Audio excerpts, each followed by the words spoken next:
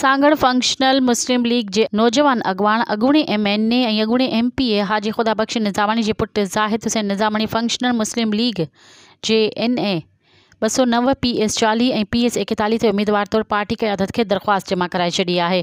House secretariat इन मौक़े ते अब्दुल करीम राजपूत चयो त PP 15 सालनि में सिंध खे लिटियो आहे, अवाम जी भलाई लाइ कुझु बि न कयो आहे। सुप्रीम कोर्ट जे हुकुम ते Asia development bank university complex ठाही आहे। सांगड़ में मोहतरमा बेनज़ीर भुट्टो के नाले ते OGDCL जे फंडन सां 15 सालनि में यूनिवर्सिटी लाइ ज़मीन हासिल न थी सघी। सरकारी अस्पतालों समेत समूरा सरकारी इदारा पोस्टिंग ऑर्डर कीअं थिया, ऑफिसर छा करे रहिया आहिनि, अवाम ॼाणे थो, जंहिंखे इलेक्शन मुहिम में उजागर कयो वियो आहे। सॼी सिंध में GDA गैर जानबदार इलेक्शन में कामयाबी माणी, हुकूमत ठाही ऐं अवामी जज़्बे सां अवाम जी ख़िदमत कई।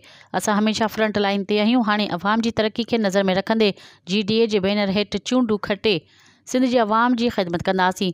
पीर साहिब जंहिं बि तक मां उम्मीदवार बिहारींदो साथ ॾींदासीं। मज़ीद ख़बरनि ऐं तफ़सीलात लाइ विज़िट कयो असांजी वेबसाइट www.awamiNewsHD.com ऐं ॾिसंदा रहो अवामी न्यूज़ HD।